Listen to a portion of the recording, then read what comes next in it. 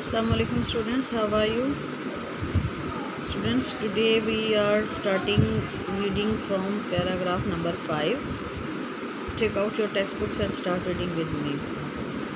The doctors thought, डॉक्टरों का ख्याल था that she was a hopeless case, कि इस मरीज़ा की सूरत हाल मायूस कुन थी। डॉक्टरों का ख्याल था कि इस मरीज़ा की सूरत हाल मायूस कुन थी। होपलेस मायूस कुन केस सूरत हाल।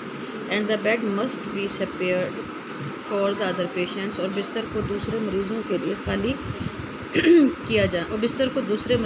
खाली किया जाना चाहिए। I was shocked to hear this, मुझे ये सुनकर बहुत दुख हुआ। शॉक्ड, दुख हुआ। The patient's family also requested me to help them fight the case. मरीज़ा के ख़ानदान वालों ने भी मुझसे दरख्वास्त की कि मैं इस मामले से निमटने के लिए उनकी मदद करूं। फाइट द केस, इस मामले से निमटने के लिए हेल्प, उनकी मदद करूं। रिक्वेस्ट, दरख्वास्त की। पेशेंट्स फैमिली, मरीज़ा के ख़ानदान वालों ने भी मुझसे दरख्वास्त की कि इस मामले से निमटने में मैं उनकी मदद करूं। Something needed to be done, कुछ ना कुछ करने की ज़रूरत थी। I could not leave my patient fighting a lost battle on her own, मैं अपनी मरीज़ा को एक हारी हुई जंग अकेले लड़ने के लिए नहीं छोड़ सकती थी।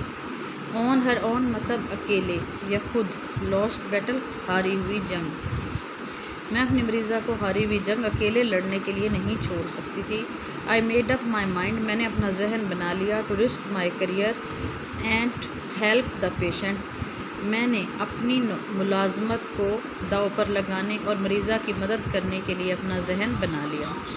आई requested the senior doctors to allow me to attend this young helpless patient, मैंने बड़े डॉक्टरों से दरख्वास्त की कि वो मुझे इस नौजवान बेबस मरीज़ा की देखभाल की इजाज़त दें। अलाउ, इजाज़त दें। अटेंड, देखभाल की। This young helpless patient, young नौजवान, हेल्पलेस बेबस पेशेंट मरीज़ा, मैंने बड़े डॉक्टरों से दरख्वास्त की कि वो मुझे इस बेबस जवान मरीज़ा की देखभाल की इजाज़त दें। सम हाउ, किसी न किसी तरह। I was able to make the patient stay in the ICU, मैं किसी न किसी तरह मरीज़ा को इंतहाई निगहदाश्त के शोबा में ठहराने में कामयाब हो गई। I continue to work on Heera, मैंने हीरा पर काम जारी रखा। But she was not making much recovery, लेकिन वो तेज़ी से सेहतयाब नहीं हो रही थी। I felt as helpless as she was, मैं खुद को उसी की तरह बेबस महसूस करती थी। To see her lie on bed, उसे बिस्तर पर लेटा हुआ देखकर, इन अ मिजरेबल स्टेट, एक इंतहाई बुरी हालत में। मिजरेबल, इंतहाई बुरी हालत में। मैं उसको बिस्तर पर इंतहाई बुरी हालत में लेटा हुआ देखकर खुद को बिल्कुल उसी की तरह बेबस महसूस करती थी। Could I be able to justify my stance before the senior doctors, क्या मैं डॉक्टर के सामने अपने मौक़िफ़ को साबित कर सकूंगी। जस्टिफाई का मतलब है साबित करना। स्टेंस मतलब मौक़िफ़ को। क्या मैं डॉक्टरों के सामने अपने मौक़िफ़ को साबित कर सकूंगी। I did not lose hope, मैंने हिम्मत नहीं हारी। I continue to work with patience, मैंने सब्र के साथ काम करना जारी रखा। And kept doing exercises with her, और उसे वर्जिशें कराती रही। Gradually I could see her making a slight recovery, मैं उसे बतदरीज आहिस्ता आहिस्ता सेहतयाब होता हुआ देख सकती थी।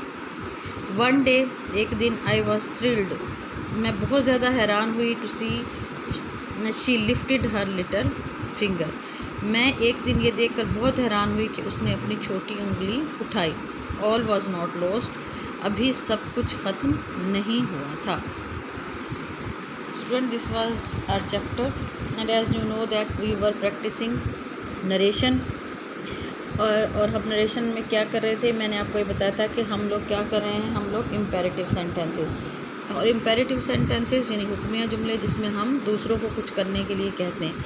अब ये जो हम दूसरों को करने के लिए कहते हैं, एज आई टोल्ड यू, ये एक रिक्वेस्ट भी हो सकती है, ऑर्डर भी हो सकता है, एडवाइस भी हो सकती है, सजेस्शन भी हो सकती है। अब हमें कैसे पता चलेगा कि सजेस्शन है, रिक्वेस्ट है, ऑर्डर है। तो मैंने आपको बताया था इसके लिए हमें वर्डिंग से हेल्प मिलती है, और दूसरा हमें इस चीज़ से हेल्प मिलती है कि जो स्पीकर और लिसनर है उनका रिलेशन क्या है, ठीक है, उससे हमें पता चलता है। अब हम इन सेंटेंसेस को बनाने की कोशिश करते हैं। He said to his son polish my shoes, अब यहाँ पर आप देख सकते हैं कि ये फादर और सन का रिलेशन है। तो फादर और सन के रिलेशन में ऑर्डर का वर्ड जो है वो ऑकवर्ड सा लगता है। हम यहाँ पे कह सकते हैं आस्क्ड, कहा। He asked his son to polish his shoes.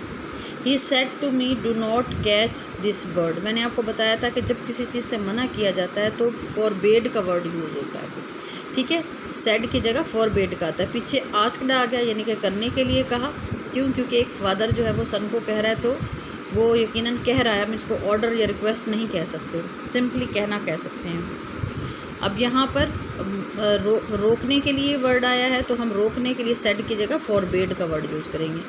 He forbade me to catch that bird. अब ये जो दिस है दैट में चेंज हो जाएगा। As I have many times told you, कि जब हमारी रिपोर्टिंग स्पीच पास्ट में होती है तो रिपोर्टेड स्पीच में हम कुछ टेंस की भी चेंजेस लाते हैं। तो उन्हीं में से एक चीज़ ये है कि दिस का जो वर्ड है वो दैट में चेंज हो जाता है। He said to the peon ring the bell. अब देखें कि वो पियन को कह रहा है, ही जो है, तो ऑब्वियसली ही जो है वो पियन से सुपीरियर है, तो वो उसको ऑर्डर दे रहा है।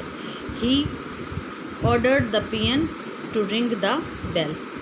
The teacher said to the students do not sit in the sun. अब डू नॉट वाले में मैंने क्या बताया था, फॉरबेड आएगा। The teacher forbade the students to sit in the sun. He said please help the poor. अब please का वर्ड आ गया, इसका मतलब क्या है, इससे क्या जाहिर हुआ कि ये रिक्वेस्ट की जा रही है। He requested to help the poor. अब ये जो बाकी के 5 हैं ये आपने खुद होमवर्क में करने हैं अपने तौर पर, और रिटन फॉर्म में सैटरडे को स्कूल में सबमिट करवाना है। अपना बहुत ज़्यादा ख्याल रखिएगा। अल्लाह हाफ़िज़।